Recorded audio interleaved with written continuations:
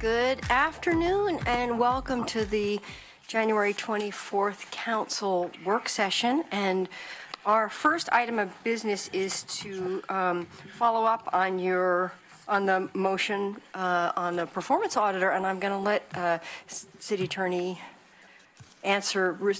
describe what he's provided you with. Thank you, Mayor.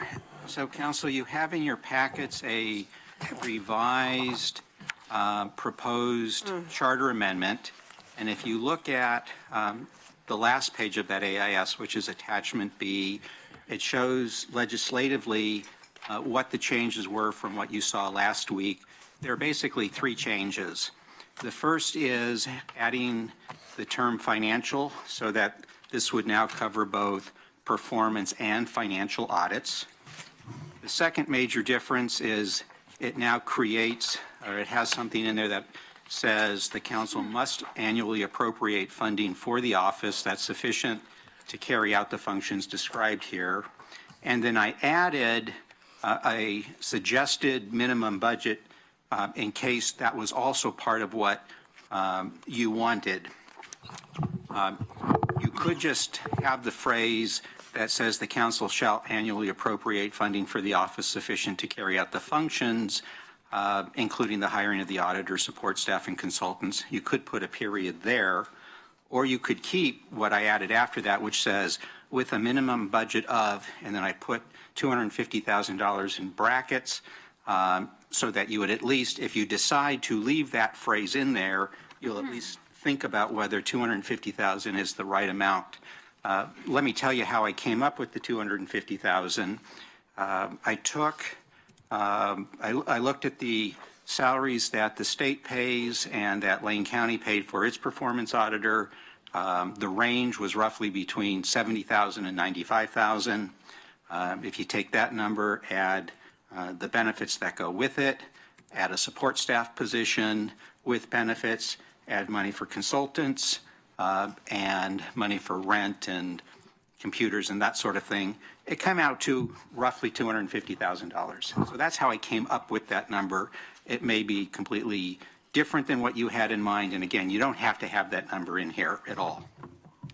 The third change was in paragraph B, where I added language. I guess there are really four changes. The third was where I added the language that says that the council must provide a salary and benefits equal to or greater than the average salary and benefits for government auditors in Oregon. So it establishes a floor. Somebody would have to look at each year what's the average salary and benefits to make sure that what you're providing is consistent with that. And then the fourth change, which is also in paragraph B, was to add the references in terms of relevant certification to certified public accountant, certified internal auditor, or certified government auditing professional. And so those are the main changes that are here. Happy to answer any questions if you've got them. So I will start the queue in just a minute. So I am going to have Council President put the motion on the table, and then we will have discussion. And my request is that we limit this to 2 rounds. We've been around, and I'm thinking we can do this in 2 rounds. So, Councilor Clark, if you could put the motion on the table. Thank you. At the mayor's request, I will move to direct the city manager to bring back a resolution. Excuse me, I apologize, I misspoke. I move to direct the city manager to bring back a resolution referring the proposed charter amendment to the May ballot. Second, because it's my job to second. Okay, and so now in the queue, I have Betty, I have Greg, I have Claire, and take it away, Betty. I move to substitute a motion I move to defer conversation on the auditor until after the May election. Second. Then I get to speak to that. All right. Okay, if this passes, it passes. If their motion passes, but if the citizens' initiative is going to be on the ballot, whether we decide to or not, they did the work for that. If that passes, that's great, I think. If you don't want it to pass, then you should work against it. And then if it fails, that's the time when we should talk about what do we want. We could start work and have the time to work on another ballot measure for the November election. We'd have plenty of time to work on it, and we could consider what both groups came up with and add our own thoughts. But we would have time, and it wouldn't be one competing with the other and one causing the other to be defeated. So I strongly suggest that if you don't like the citizens thing, you vote against it. Work against it if you want to. But wait, give it a chance. And then after May, there'll be plenty of time for us to talk about an auditor and what we would like to see in an initiative if we would like something different. It would be a much more thoughtful process, and we would have time to involve the public. Thank you. Okay, Emily? Thank you. I agree with most of what Betty says. I don't think we've had enough time to go over this. If we had started back in April when it first got to be a topic again, we would have time to really go over the different parts of it and maybe come up with something that more people could support. But we didn't do that, and we decided in December that we didn't have enough time. And now that we've had something come from someone else sort of saying, oh, you don't have to do the work, we've done it for you, I don't think that's okay. And citizens' involvement hasn't happened. We haven't had a public hearing. The committee that studied it, I don't think was across representation of the community. And they gave us a wide range of cities with no recommendation and no statistics as to what worked, what were the pros and cons. So we're kind of flying in the dark here. Mayor Vinnis on June 22nd in the Weekly said, quote, I want to conduct a listening tour around the community. That didn't happen. I am also looking to ask a cross-section of community leaders to review the 2002 Charter Review Committee recommendations to learn from the experiences of similar communities, they're not, with performance auditors, and to report on the pros and cons of different approaches. And that hasn't happened. We haven't talked about the pros and cons. So they're relying on citizen input from 2002, and it was different. Presidents gave press conferences. Now they tweet. You didn't have to take your shoes off to get on an airplane. People asked you if you were smoking or non-smoking in a restaurant. There were no apps, no smartphones, no YouTube, no camera phones. There was no Facebook or Instagram or Twitter. Life is different now. The input in 2002 needs to be updated. So I don't think the citizens have had any input on this. Will we have a public hearing before we decide? There's no more time. I think that we're too late.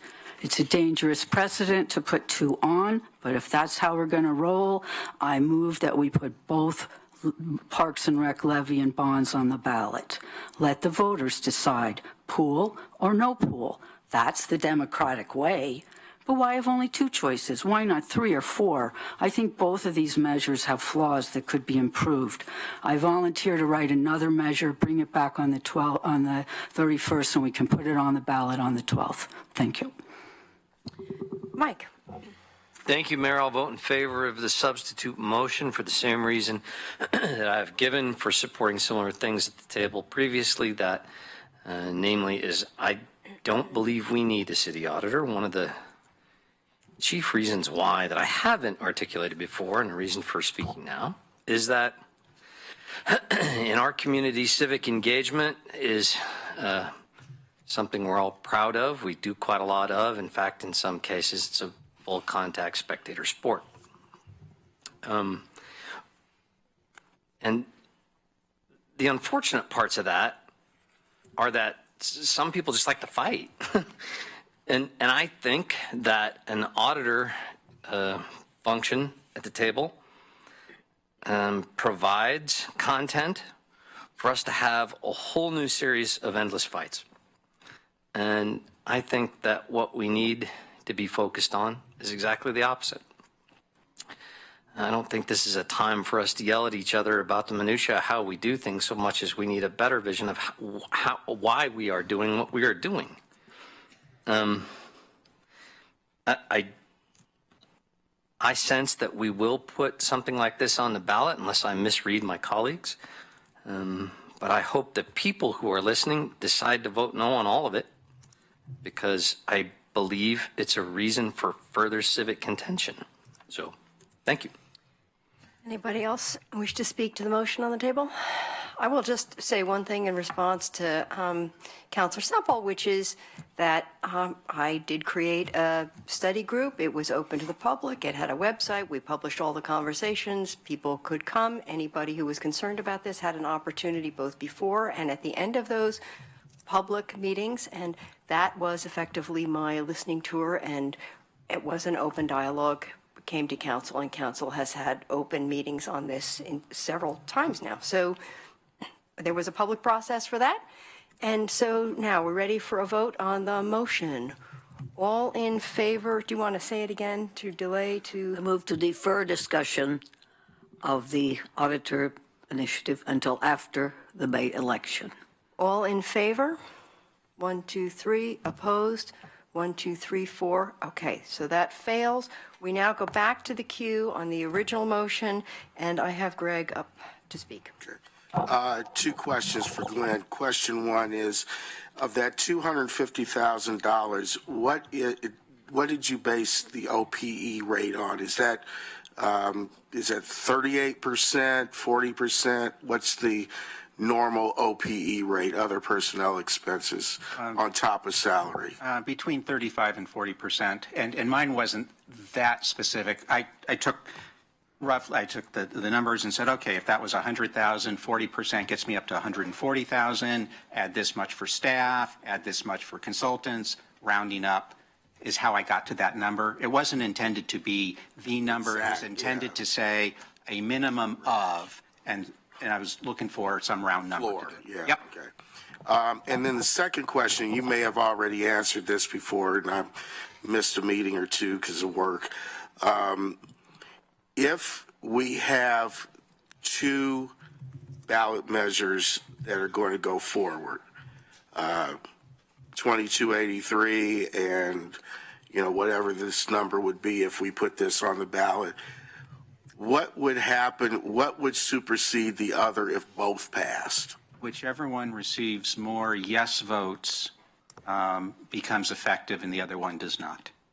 Okay, so it's based on the actual raw number of votes. It's based, so if both of them receive majorities, let's say 30 people voted and there were 20 in favor and there were 10 opposed, and in the other 25 people voted and all 25 were in favor. The fact that 30 people voted in one doesn't matter. What counts is that in one there were 25 yes votes, in the other there were 20 yes votes, so the one that had the 25 yes votes wins. So it's raw numbers, but it's raw numbers of yes votes, not total votes. Does the undercount factor into that? No, because the first question is the undervote, I mean, yeah. Did it pass? And so if both of them received majorities, then the question is just look at the number of yes votes, and so whichever one has more yes votes wins. Got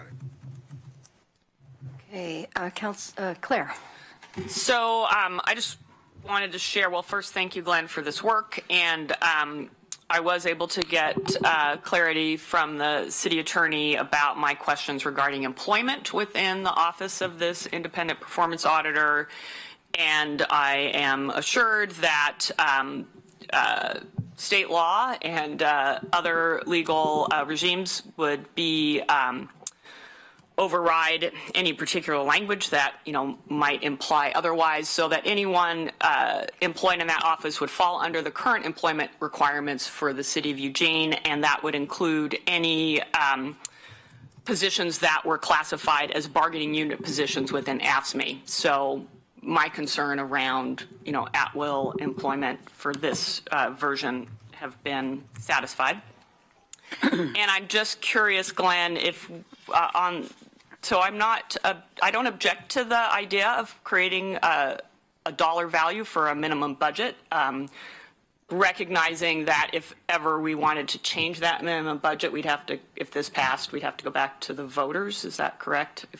If you wanted the charter to establish a minimum, you would have to go back to the voters. But this in no way says that the budget would be 250,000. This just says that the budget could not be less than 250,000.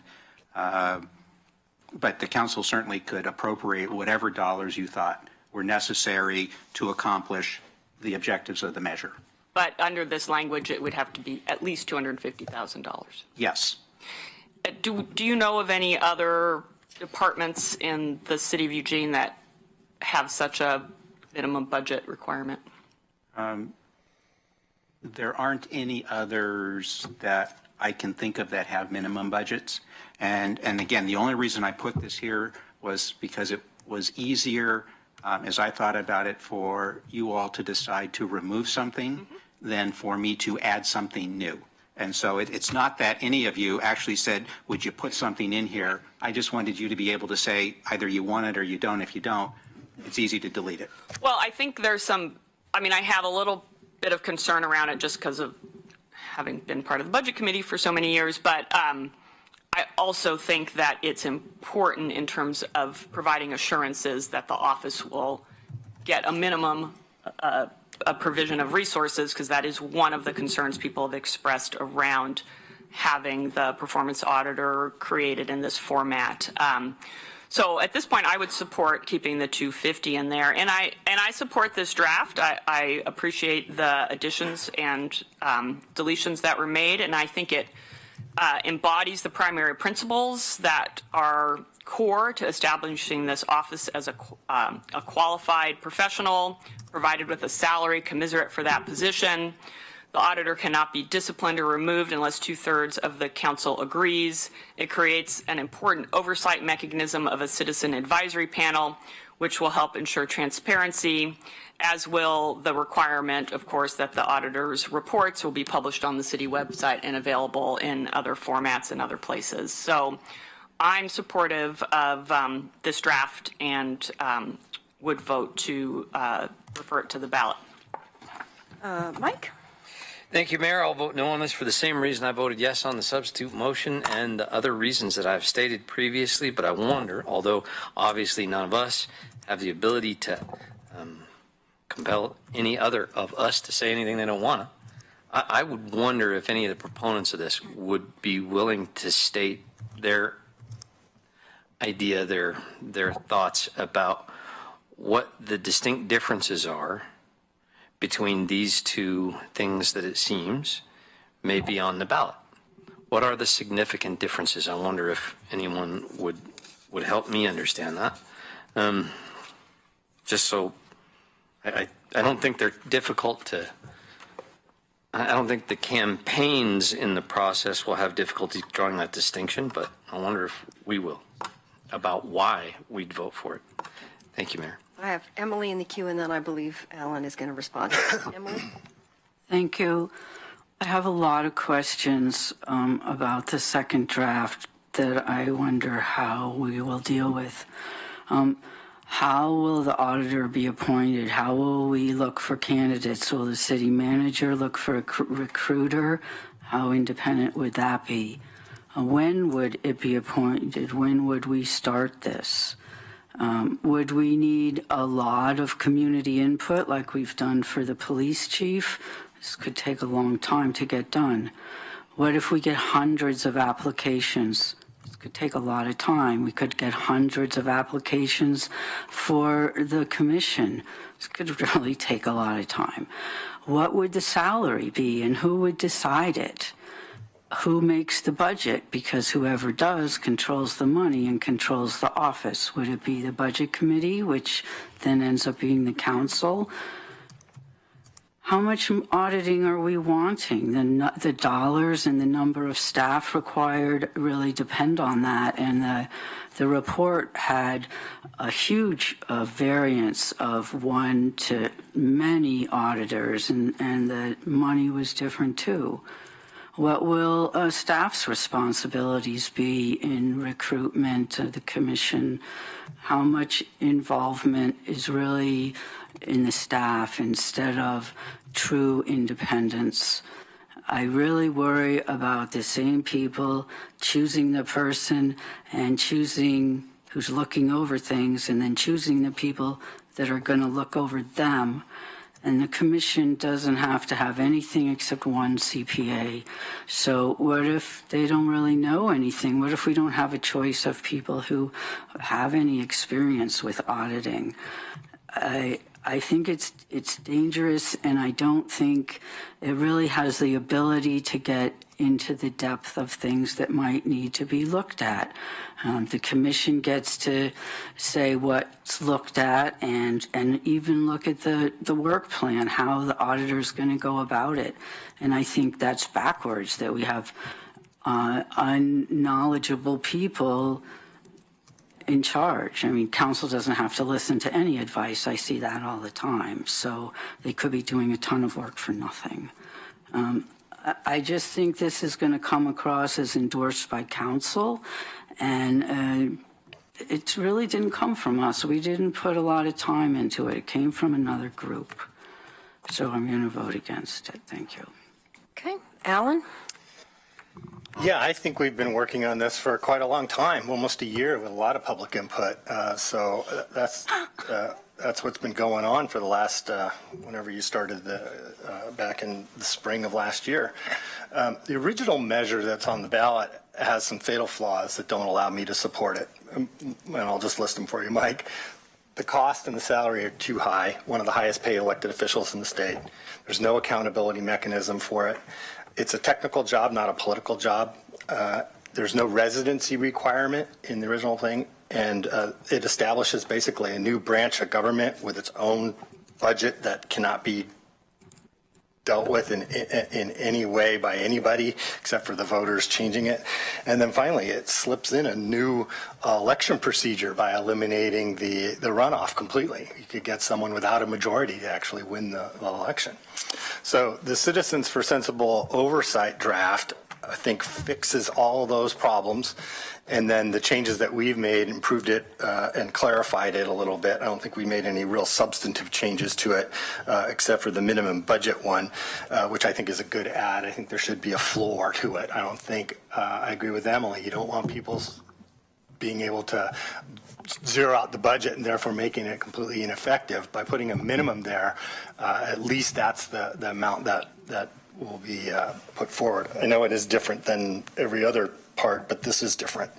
And then finally, I think this is modeled after the Bonnie Bettman created independent police auditor, which is appointed by council, and it is truly independent, and it works exceptionally well. In fact, it's a model for around the country for how to do independent police auditors.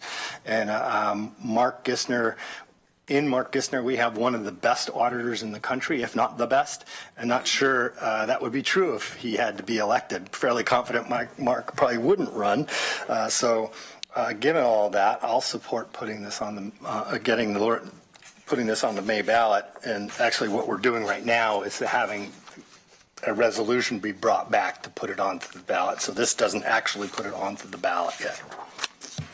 Thank you. Any other comments? Betty wants a third round. Any other second round? See, I'm losing track of my rounds. Okay, so Betty, Claire. Okay, go for it, Betty. Okay, I don't know why there's such a rush if you say you want to put it on the ballot. What would be wrong with November? Also, I wonder, what if a third group came and said, since it's so easy to get things on the ballot, we have another suggestion for a police auditor. And suppose they're influential. I don't know if all the influential people in town have already joined this group, but the so-called sensible group. But if another influential group came to us and said, look, we have a still better thing. You have time. Why don't you vote to put this on the ballot for us? I wonder if we would do that. This is so ridiculous that we would... If this one If this one fails, then the time was years ago for us to talk about it. But if this one fails, that's the time again. And if we have been working on this, I must have been absent, and I haven't missed meetings except when I was at National League of Cities. And maybe you were busy working on it then, but we have not been discussing this since spring. I don't understand what you're talking about when you say we've been working on it. We haven't even thought of having an auditor. As far as I know, I've thought of it ever since the Charter Review Group suggested it, but Council turned it down back in July of 2002, I think, yeah. And I'm reading it in my head. But there hasn't been much interest until a citizens group came up with an initiative and did the work to get it. And then suddenly it's as if we're working against them. And we have the right to do that if we want to, but to keep it from going through the process, I don't think is right at all. I think it's really wrong. I think it establishes a bad precedent, and it discourages citizen involvement. And for the people who, quote, sensible group, they didn't have to do a great deal of work. They have the power, apparently, to persuade people. And I'm really disappointed. And then another question, what if both fail? Then will we forget about it? That's what I think will happen, probably. I don't think we'll be working for an auditor anymore. If both of these issues fail, I think it will be dropped. And people will be back where some people wanted to be in the beginning. As for the residency requirement, that is so ridiculous. Of course, someone who got an important job would live here. And anything that's wrong with the proposal, which will be on the ballot, could be changed by a vote. We just changed something in order for Jennifer not to have to run against herself almost, or to have a ridiculous we changed the charter, we put it on the ballot, and the public voted for it. And if we decide, oh, that's too much money, and we say the council's decided this is too much money, shall we reduce it? I know, but I'm not the only person who's gone over time. But thank you. That's all. All right, Claire?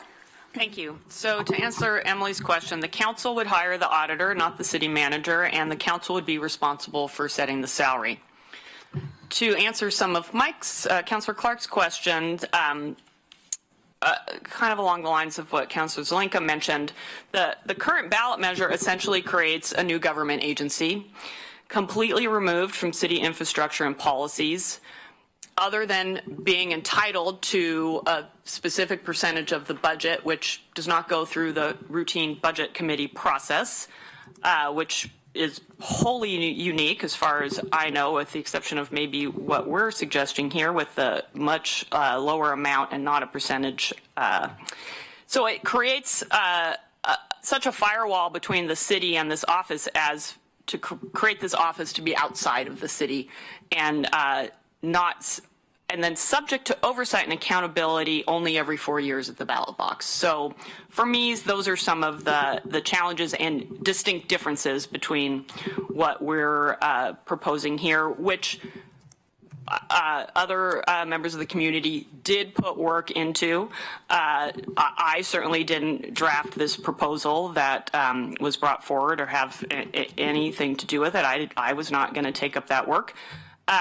The other difference is the lack of a citizen advisory committee, which I think is very important for an office of this nature, and was something that the folks who qualified the measure for the ballot chose not to include.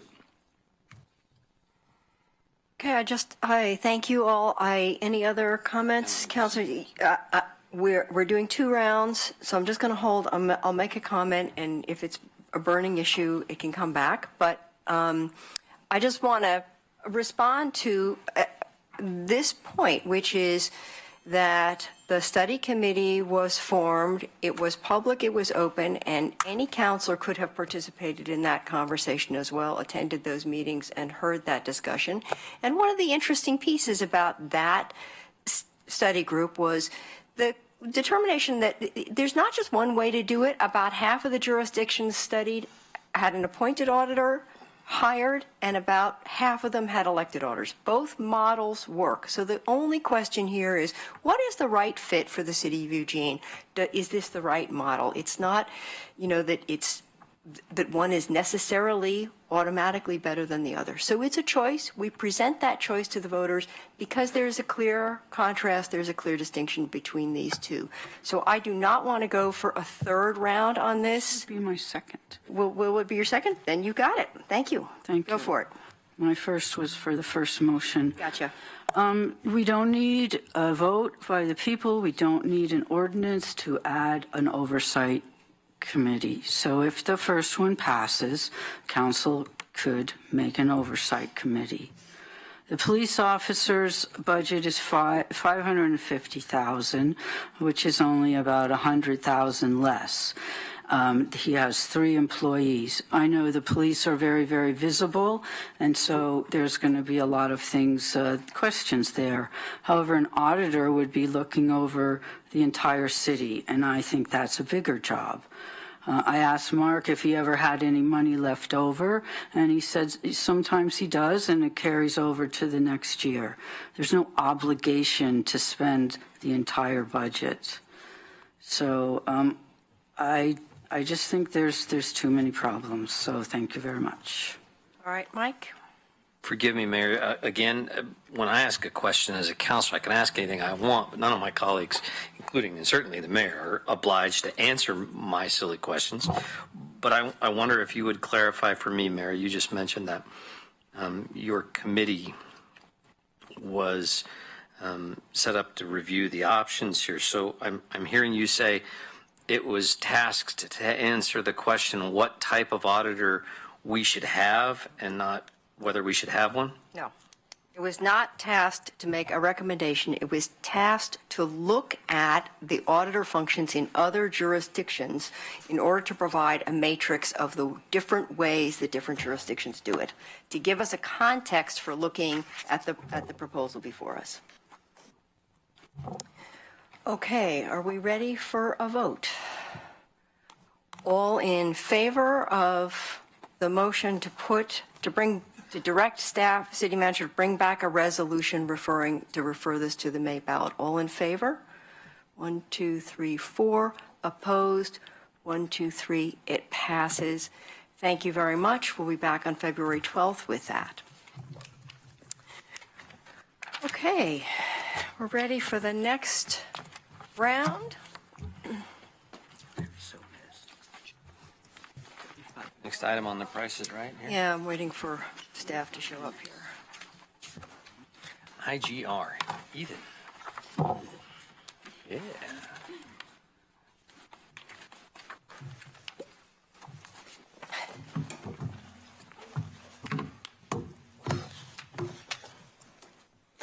Okay, welcome.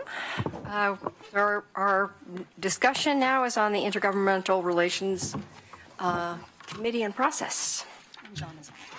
John is coming? I believe yes. Okay, great. So good afternoon, Mayor Vinnis and City Council members. For the benefit of the audience on Metro TV, it's Ethan Nelson. I'm the Intergovernmental Relations Manager. I've got a very short intro and then be able to get on into the main discussion, but just wanted to touch on 3 different topics around our current IGR process, preparing for our 2018 legislative session, excuse me, and also just hitting on our 2018 United Front effort.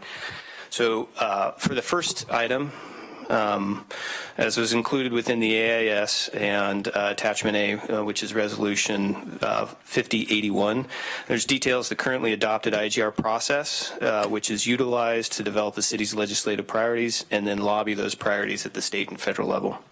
Our current practice is develop a high-level legislative priorities document prior to the start of the session. IGR staff, it provides this to the IGR committee for endorsement, and then it is shared with mayor and council. This becomes the policy platform that the city staff utilize to evaluate the city's position on proposed legislation, whether that be support, oppose, or a neutral position, and as well as to signify is the legislation a high priority which would require our lobbying efforts. At any time during this process, the mayor and city councilors may bring a specific bill to IGR staff for review or to the IGR committee for discussion, and if a specific action is required, voting on that action. If the position is unanimous, it will be presented to the city council for review and decision. It should be presented to the city council for review and approval. If the vote is not unanimous, then it will be presented to city council for review and decision. As an example, last year there was only one bill, which was HB 2669, the statewide toxics right to know legislation, that the IGR committee voted on, and this was subsequently deliberated by the full city council. So moving on, for the second item, the attached draft 2018 legislative priorities document is provided for the council's review and discussion should there be interest. Additionally, the IGR committee is scheduled to meet next Monday at 4 p.m. to review the document and also discuss IGR committee process.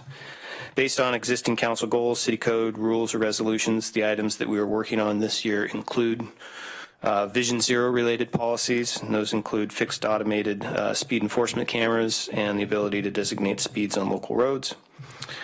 Maintaining existing authorities to manage and set fees for the use of the city's right-of-way.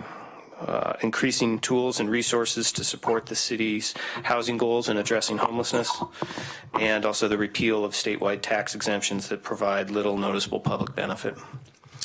If there are specific questions, I can dig into these as we get on into the discussion.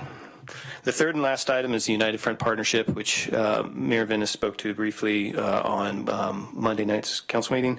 In your packet, you received a hard copy of the federal priorities document, and I will defer to Mayor Venus to share her insight further on the trip to Washington, D.C., where we met with the Oregon's congressional delegation, legislative staff, and agency personnel over the course of 3-day fun-fact-packed days. Fun-filled. Again, if you have more specific questions, I can answer those during the questions. And currently, we received all of our bills on Monday. They got finally entered on into the bill tracking system through the Oregon Legislative Information System. And currently, we have about 61 bills out of the 240 that we're tracking right now. That's it. Thank you very much. And I'll just add to that, one of the, just to reinforce that one of the challenges is with that vast number of bills is to make sure that we're not consuming a lot of council time on things that are not sort of directly relevant or have an immediate impact on your decision making. So the goal is to have the IGR committee kind of work through the most relevant, but I did understand last year that there was some frustration that councilors felt really out of the loop on what was happening at the legislative level. So we're trying to kind of pull it back a little bit closer so you get more of an update kind of regularly. So if there's something you want to know more about, and I would just say that any counselor can sit in on that IGR meeting also if you have a question, and then refer to the sitting members on that committee if you feel like you need a little more action. So it's a short, action-packed legislative session this year, so it's challenging to turn things around quickly. So that this was the compromise. So anyone in the queue to ask questions? Claire? Oh, I'm sorry. I've got Mike first, and then Claire. Thank you, Mayor. Having served on IGR now for a decade, I can say that I appreciate all your work, sir. This young man does us an incredible service at the legislature and at the federal level, and doing the United Front work with the mayor and others, and with John and all that go there. I think we have a very talented staff in this area, and have, frankly, for a long time. This being a short legislative session, there's some important questions that will come up, but it won't be quite as important as what will occur or perhaps come out of the next full legislative session. So we have some time before then, and I just wanted to throw it out here on the table to my sentiments to my colleagues. Maybe we'll talk about it before then. It has always seemed to me, serving on IGR, that the decision making that members can do there is incredibly binary. There's very little subtlety to it. You're either in favor or not in favor of endorsing whatever particular item of legislation is before the legislature. The policy document that comes before us is one filled with a lot of similar sorts of guidance for the work done there. I don't know how to structurally have a more nuanced conversation. That binary yes-no means that the council majority will always win the day, and that's in a democracy as it should be, in a republic rather, as it should be. But I think our form of government goes a mighty long way towards making sure that the views of the minority are at least respected, if not heard well. And in this forum, as I've said before, as a lifelong holder of minority opinions, I don't always feel that this process is robust enough to reflect that in our efforts at Salem. Nothing to do with how staff does their work, but our inability to give them direction with the subtleties necessary to do it that reflects more than just a binary yes or no. So I don't have an answer for you right now. I don't have any idea of how to fix that problem. That's a problem for me, maybe alone. But I wish we could, and I think we have until next year to do it. So I hope we have that conversation more. Thank you. Claire? Thank you. Well, one thing I was thinking in terms of things we would like to be kept in the loop on, and you might be planning to do this anyway, but for me, receiving notices or updates on bills related to some of our specific council adopted policies, such as Vision Zero and our climate recovery ordinance, if they will either potentially help us reach those goals or create barriers to reaching those goals. And, you know, I would include in there bills related to addressing homelessness and creating more affordable housing, but I honestly can't recall if we have similar adopted council policies that fit kind of in the same way the Vision Zero and the CRO do. So I don't want to, obviously don't want to tell you bring back anything related to city policies, because then you'd be bringing everything back, but trying to create a sorting process. So that's kind of how I'm thinking about it anyway. Alan? Yeah, well, I wasn't on the RGR. I am now, but we haven't even met yet, so I don't feel like I'm on the RGR yet. The last two sessions in particular, I felt completely disconnected and uninformed about the legislative issues that were happening in Salem. More or less felt out of the loop on almost everything, except for the certain items that were brought to us because there were a 2-to-1 vote on the IGR. I supported the streamlining back in 2013, but I think that went too far. I like the reduction in the staff time. I like the process that we set up to go through that and figure out what bills are important. That I think works well. And I like the RGR process that goes through, but that's only 3 counselors out of 8, plus, and the mayor attends, but she doesn't vote. And if there was no disagreement on an RGR bill, if it was 3-0, it didn't come to council. Only the ones that had a disagreement did. So regardless of how important that bill was, we didn't really get a chance to talk about it or hear about it very much, except through updates and emails. So what we're doing right now doesn't really work for me. I think we need more legislative information brought back during this session to the council, the full council.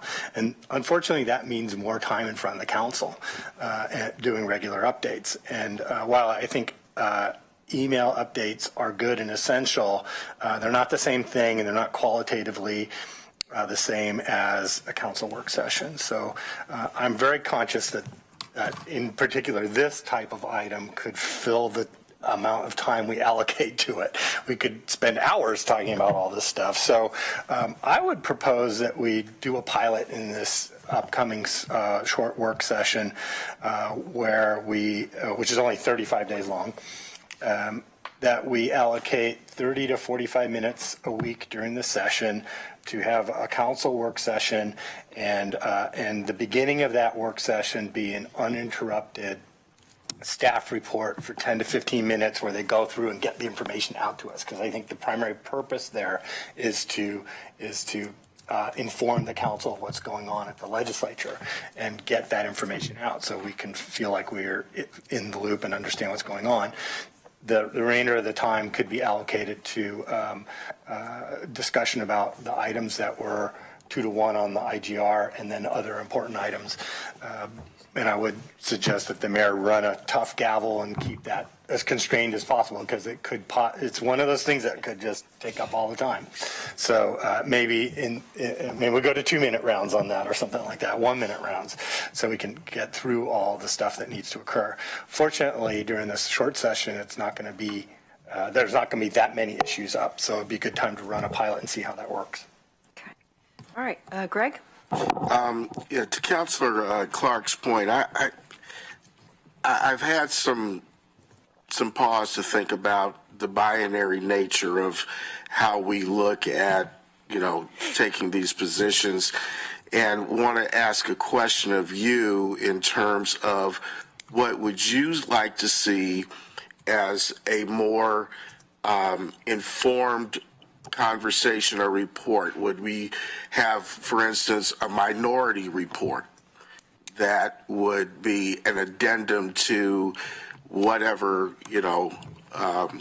IGR puts forward, that would articulate issues that may not be captured in the advocacy for the positions that we're taking at the state and the federal level? Could you just, do you want to hold and let other people talk? Yeah. And that question is out there for you? Do my best. Okay. All right. Betty. Thank you. I agree that we need to talk about the process. I've been on the committee a little longer than Mike has. Can you believe that? And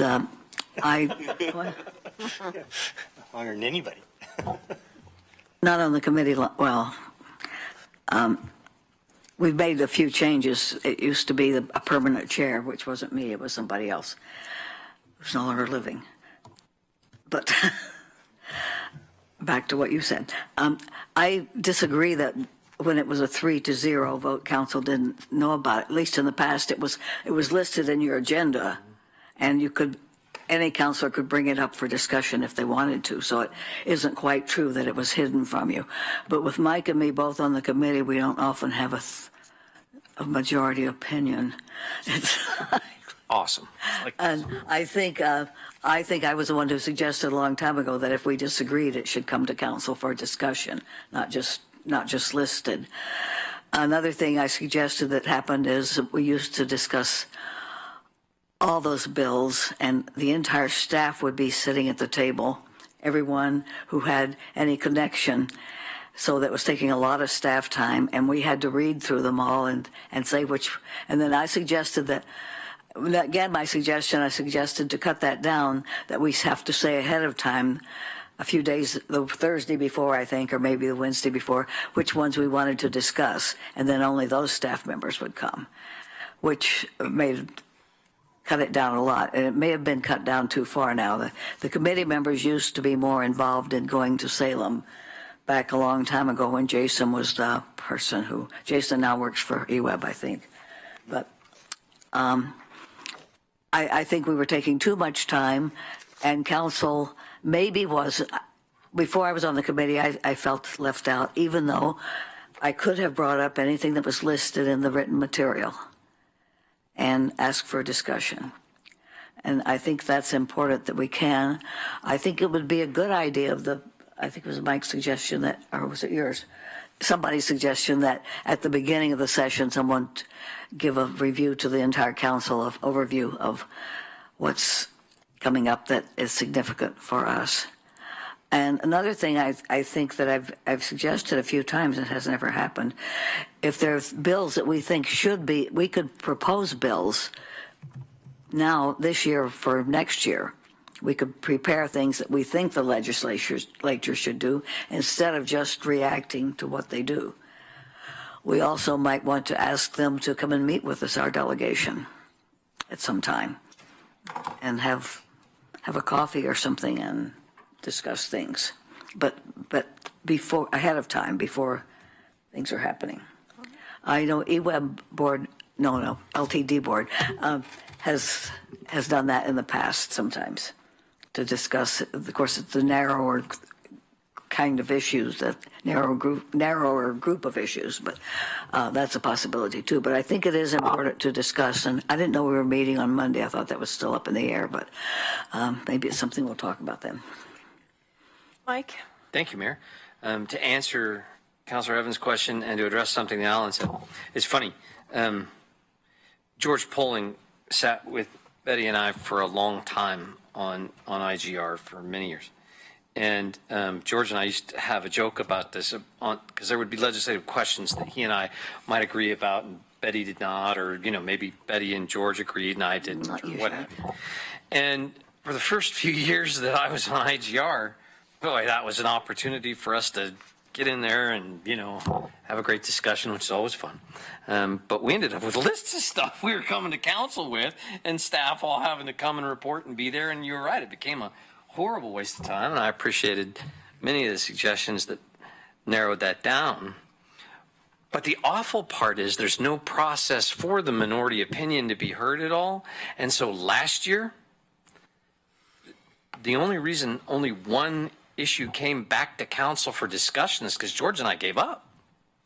We just said, I don't mean to speak for George, he can speak for himself on this, but I'll speak for myself and say, I stopped objecting, even when I had strong objections to the thing that it was going to pass, because I've done this long enough to be able to predict how that vote would go at this table with reasonable certainty. So there wasn't a point to objecting, because it would just take up time at this table with no outcome that would advance policy in a direction that I felt would be useful. And so it just wasted the council's time, and so I stopped doing it. Subsequently, we stopped talking about that stuff as much because there weren't any objections.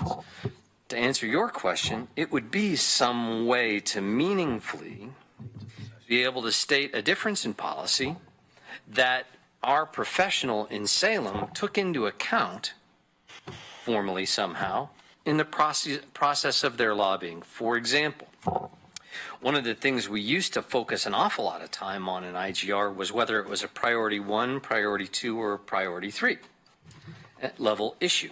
So priority 1 level issues got our professionals, and our lobby persons, full, and they tracked that thing and they followed that thing and they attempted to do everything they could to make that work out right.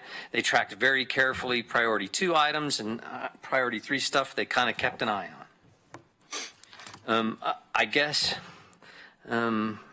something that would give some level of, instead of that priority scale about your work level, it might be a priority scale based on the council's certainty or the council's, I don't know. I honestly, I don't know, but that's why I say we got a year to, there's some stuff that's going to come before the legislature that's important, but I think we need a work session to talk about what that looks like so that everybody feels at least heard in the work of our staff.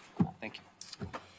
Yeah, I actually have a question for Ethan about this, about how we sort of look at, and you all have been around the table longer than I have, so how we look at legislative things where there's maybe an important informational piece to that for council, but not necessarily a decision-making piece, right? Some of these would be wanting to understand the context of some particular issue, even if we're not necessarily going to lobby. Is there a distinction, or is that a false distinction? Basically anything that comes to the table. I'm kind of trying to figure out, if we did a 30-minute briefing, which pieces of legislation would you bring, in that 30 minutes?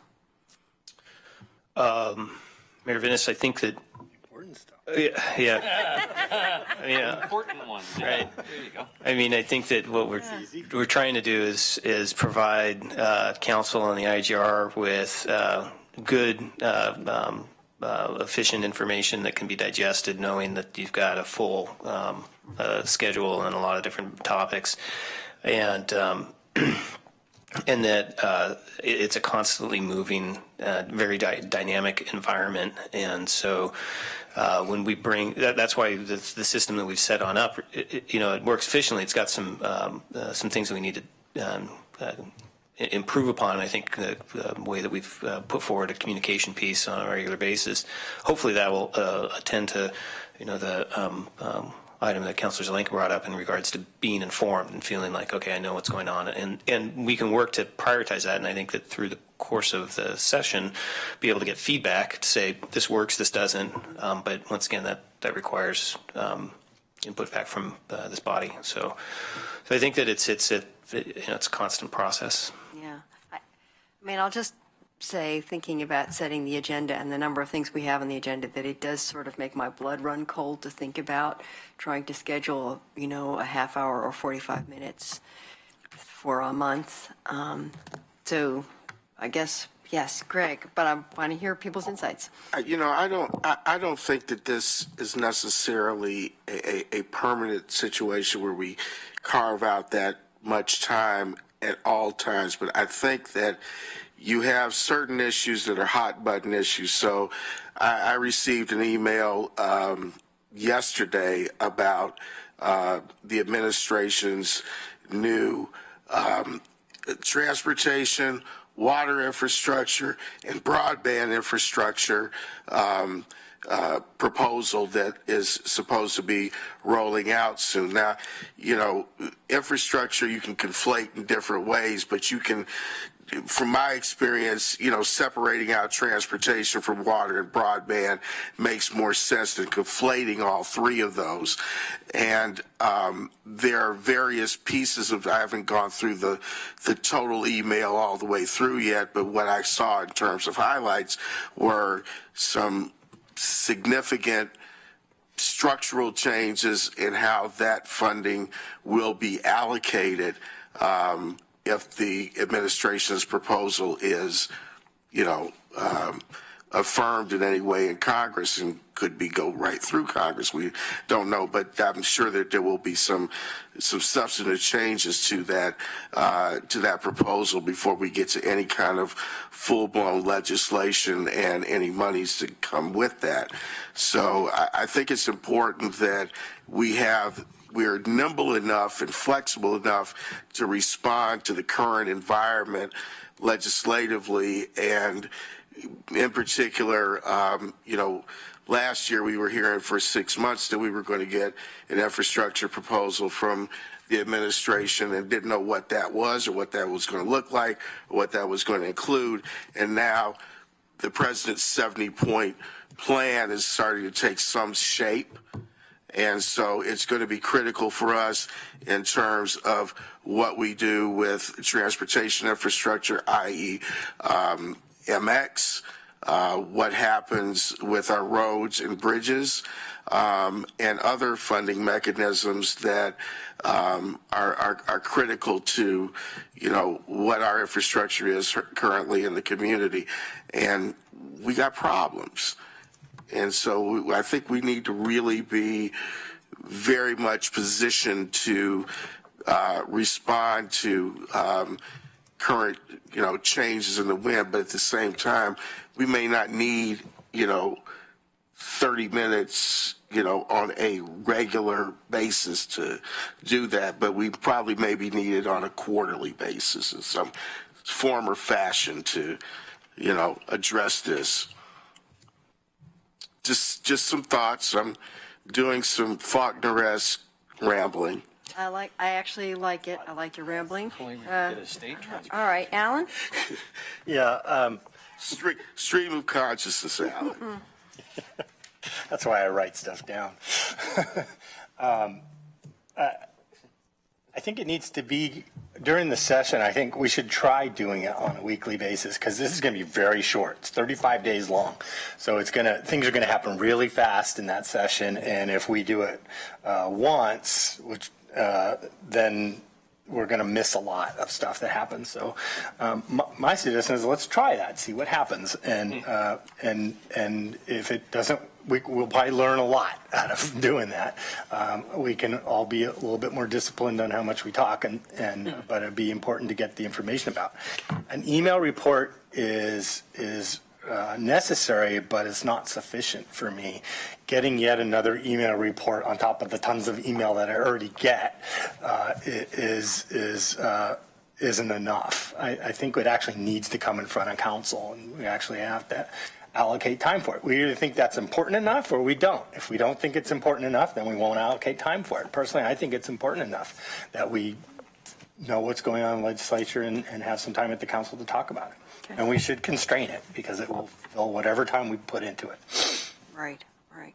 Okay. And as to your question, Mayor, I think Ethan put together a good communication report and has and I like the process that staff goes through to prioritize them. And so, you know, the things that we're going to talk about are going to be the priority 1 bills. Right. And then the other ones, if someone wants to pull them up and we have time, but it's going to be the stuff that's the most important, which is the priority 1 bills, which is a good process for the staff to go through. Okay. And the IGR. Emily? Thank you. I think the obvious thing is that we need to meet more often. We don't have enough time. We're willing to put many sessions into something I think was inappropriate. Now we're going to add 30 minutes to statewide issues, which I think are important. And I'm exhausted from us trying to keep up with things and switch around. And we need to work on local issues like housing, downtown, jobs, safety, rats. And we are not doing it. And I think that means we are not doing our jobs. So we need to figure out a clearer, more succinct way of dealing with issues, or we need to put more time in. Thank you. Okay. Mike. Thank you, Mayor. I think that, Alan, the issues debated at the legislature are certainly important ones. To reach the level of that body in their time, I think obviously there's of very, very high importance. For me, the question is, when evaluating the use of our time, what's our level of effective input on those decisions? I think our opinion and how we vote on one particular question before the legislature or not isn't necessarily as important as how we direct our staff to participate in the process up there. I think that's actually a much better use of our time. I'm with Emily on this, and I think with the mayor that I don't know that I want to devote that much time, even just for the short period of the ledge, to have these have conversations on issues like this, just so that we can signal our opinion. I don't know about the usefulness of that, but I would like to make sure that we're offering our staff the very best sort of detail that reflects our community and how our community's input can help the legislative process. So I guess to your earlier question, that's really the focus of what, if not this session, maybe next, we do more of. How do we help make sure Ethan has all the tools he needs, all of the things that well represent our community in order to do the most effective job, because I'm certain that he's capable of it, and I think him acting alone may oftentimes do more than what we might do discussing something at this table. So that's just my opinion. Thank you. I have Betty, and then I have and Claire. Okay. Betty? Thank you. So, Mike, I thought you wanted a time to express your opinion. And if we have that in public, the public would know what you think. But That's not it at all. That's not it. Okay. We have, well, I want to respond to two things. We used to have 2-hour noon meetings, and that gave us more time. Till one counselor couldn't do it, and we changed it to an hour and a half. And we could go back to, it used to be 11:30 to 1:30. And our afternoon work sessions, which originally were just work sessions, not voting sessions, used to be 2 hours, but that was when we didn't have to go to another room to have when the setup was already there for the second meeting, so we could meet till 7:20 and still have time to a little relaxation time or time to take care of things and get to the other meeting, which was staff didn't have to set up another place. So we used to have more time than we have now. And we could go back to the 2-hour noon meetings, I think. And I agree that when I first joined council, I said we were having the break was too long. And I still think it might be too long, that maybe there should be, maybe sometimes we're gone too long. On the other hand, we can't do any harm if we're not here. So Cameron's working for that one. So. we have 2 Saturday meetings coming up, and I don't know what we're going to do during those. And we could take a big chunk of one of those, I think, to discuss the IGR process. I don't know what we have to fill up 2 Saturdays, and maybe staff has something in mind, but this might be something we could discuss there. Thank you. Claire? Thank you. Well, I also feel a little removed from the IGR, even though I've served on this council now for a number of years. And I was a little confused if there are only three voting members.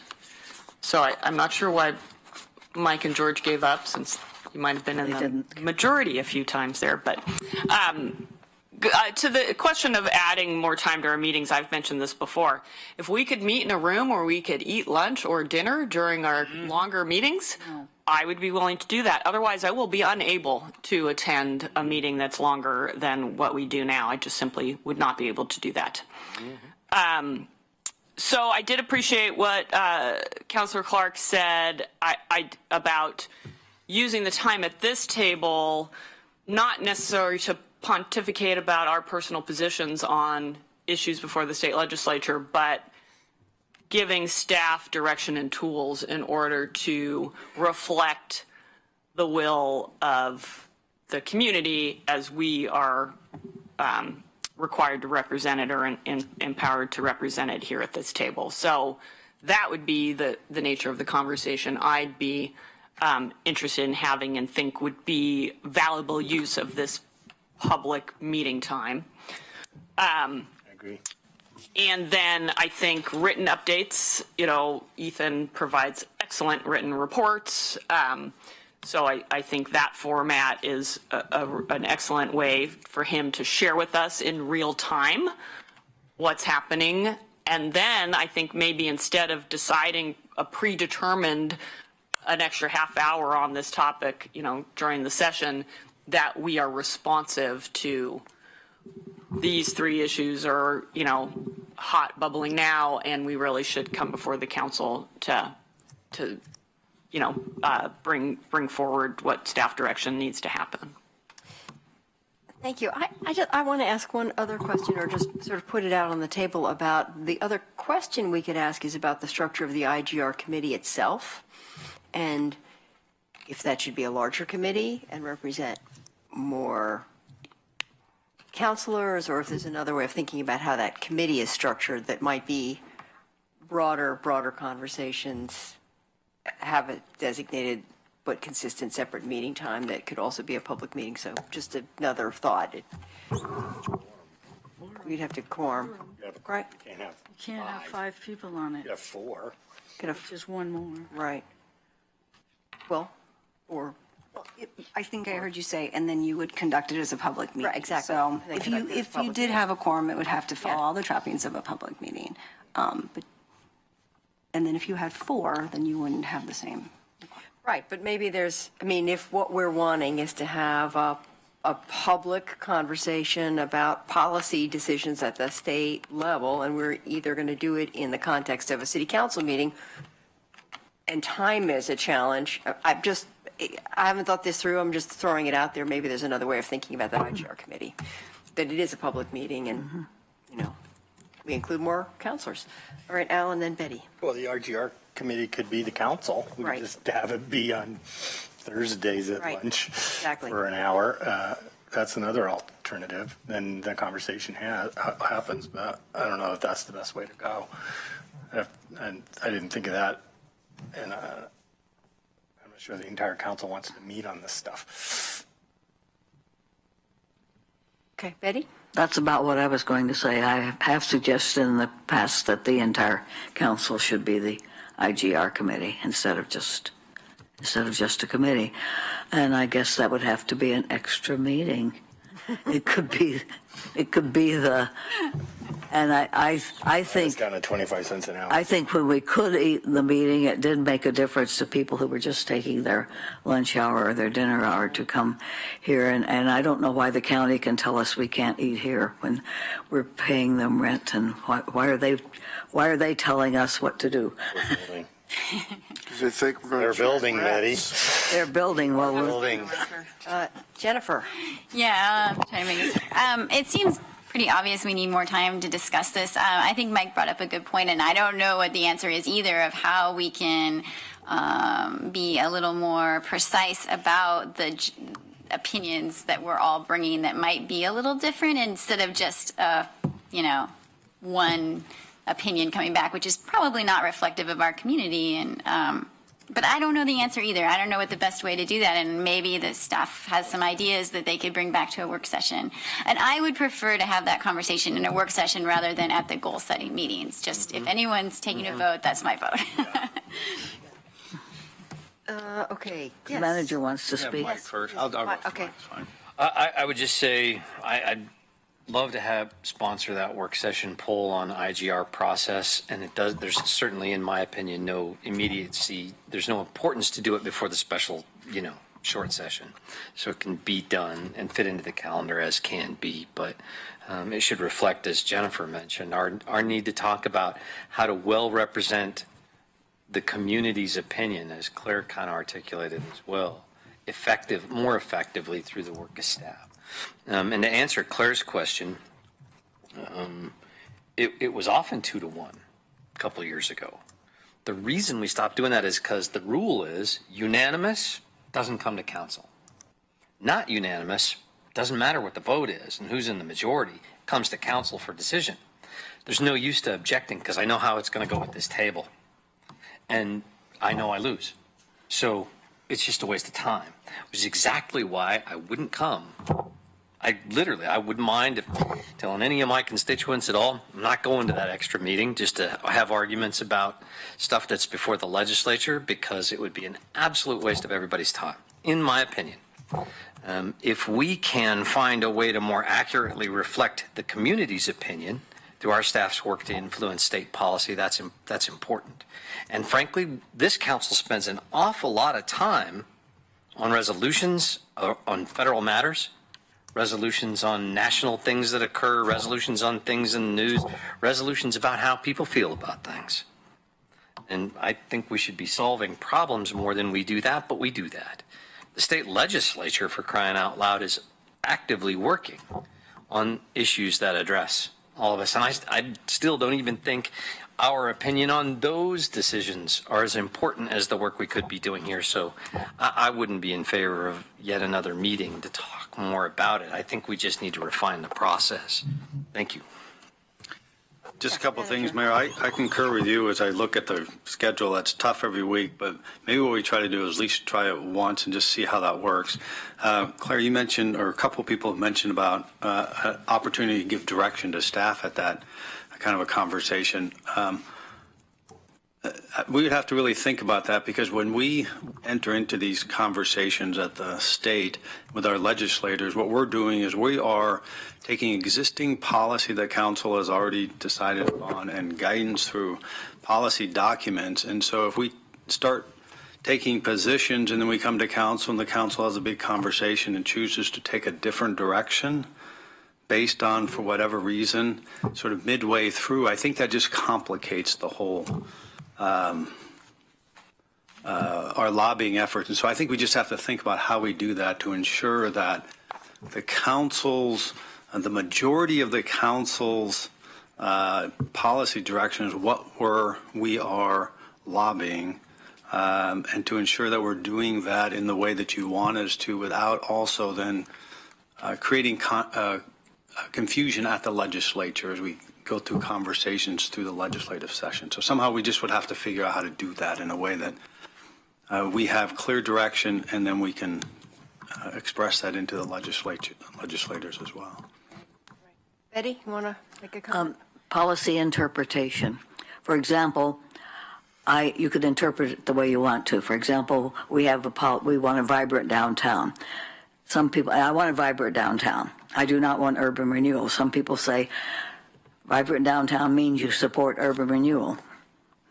Or a good economy means you support tax breaks for businesses, and which I don't agree with. So it's hard to say that the policy always, I agree that things can get confusing, but it's hard to say that the policy tells what we should support and shouldn't. I wanted to respond to Mike saying he gave up. I must have been really powerful if there were three of us and Mike and George gave up. I didn't ever notice that. Figuratively, Betty. All right, I have Greg and then Claire. So I go back to my question about, what would the harm be in having, this is the direction we're taking, but we would have a minority report as an addendum or review in that to say, okay, the majority of city council is in favor of this particular housing legislation in Salem. Okay? This is the direction we're going. But there is a minority of, opinion on the council that feels differently about the legislation. Would that cause additional confusion in terms of where we are positioned, or should we just leave that alone and present a united front and forget about the spectrum of opinion on council? I mean, So if I may, Councilor Evans, it's a good question, and I think that one of the things that I'd like to just share with the bodies before trying to answer that, maybe not even answering it, is that the current process really helps myself and Elizabeth Howe, our contract lobbyist, and then also staff across the organization, really to take a look at a clear look at what our priorities are and the position that we will take as an organization when bills come on up. And so it's really the majority of the work we do is defensive. And so, and I think that we want to move to a more proactive stance, but that, it's always easier to kill a bill. Fighting off local preemption. Yeah, that's a great example. Is local preemption is a constant battle. And so we take a look and we say things like, we oppose legislation that will preempt local control. And that can be broadly perceived and determined. We spend a lot of time looking at these bills, and if they're clear, we have guidance and we can work a very efficient process, which when I say efficient, it's still time consuming. It's a lot of time back and forth to Salem with meetings with legislators and with other constituents and lobbyists to figure out what's our position, or how do we deliver the position that we've taken.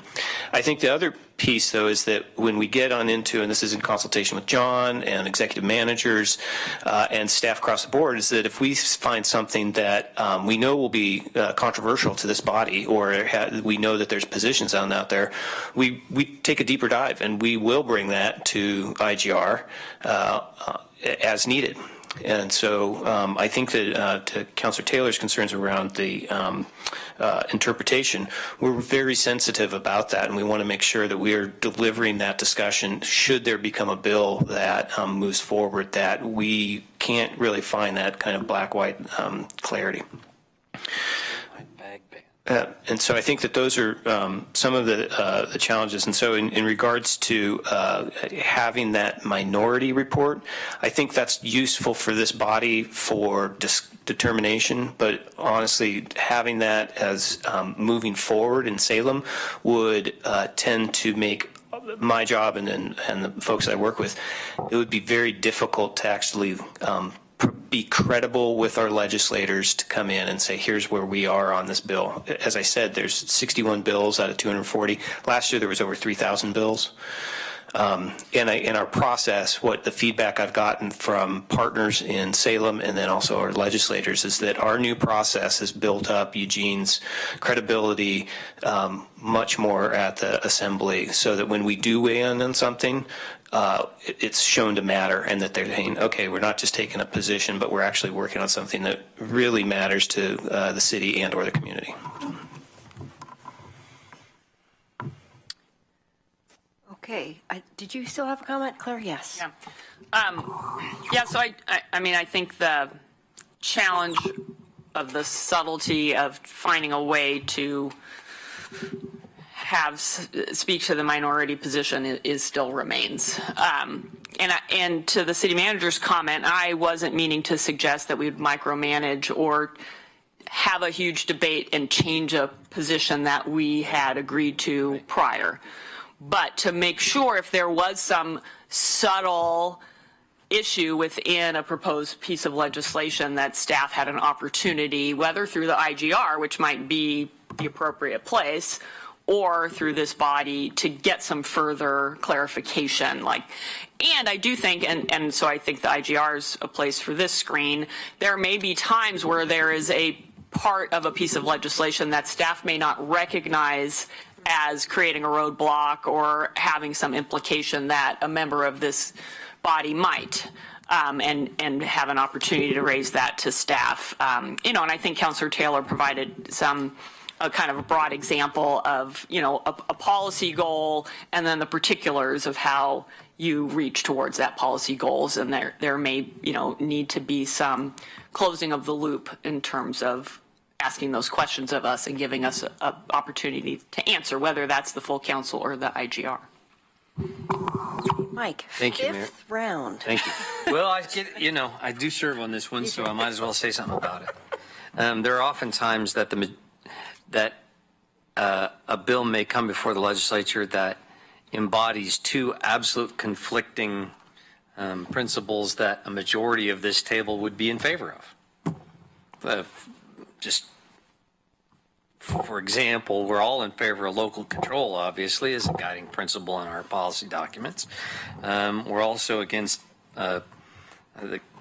not unanimous, I'm pretty sure unanimous majorities against the idea of plastic bags at grocery stores. So, for example, a bill before the legislature to be having a statewide ban of the use of plastic bags at grocery stores would be a conflict of both of those principles of local control and then the environmental benefits of the other. So that's one where us weighing in to which one is more important than the other is important, but there may be an important minority piece of that. And to John's point, I understand your point, and I wouldn't suggest that we want to micromanage staff in any way either.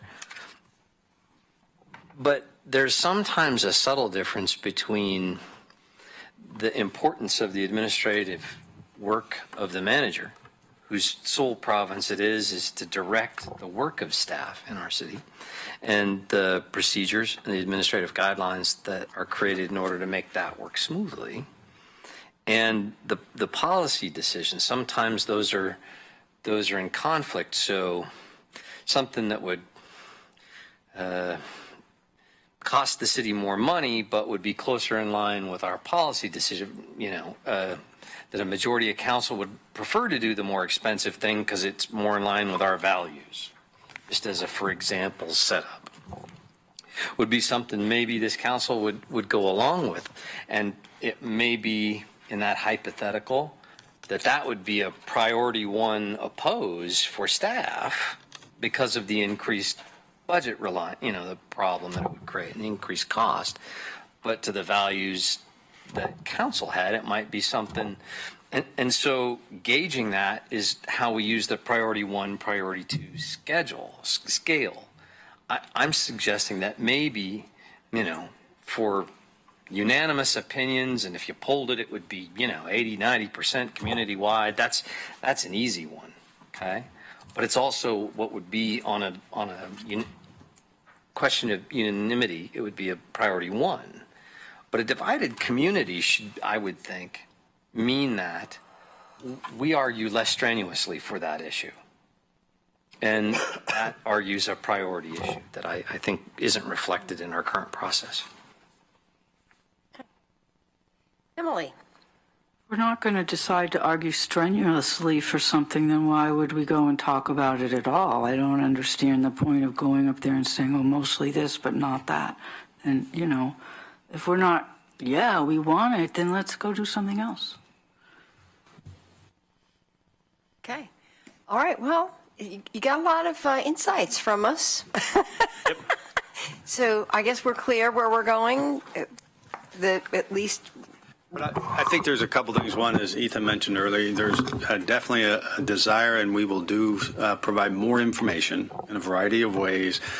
And the piece that I'm not clear about, maybe Mayor, we talk about it, is any value in trying to schedule a work session sometime during the legislative session, at least, to kind of work through see how it works or not. I'm not quite sure on that. It doesn't feel like there's anything specific on that, but maybe we think about if there's a way to fit it in and see if there's at least to try something, if that makes sense.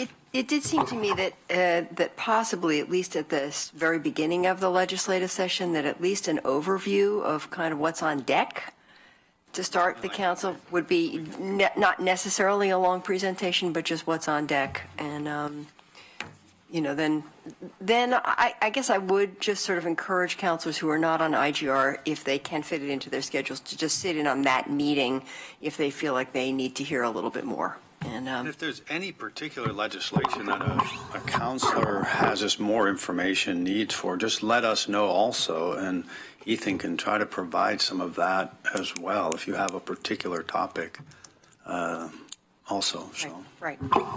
Okay. Thank you. Yep, and I'll send out an email with that kind of bulleted list of some of the topics that we're seeing out of those 61 bills that we're tracking right now. Perfect. So I can get that out this weekend. That sounds great. Thank you very much. And with that, we are adjourned.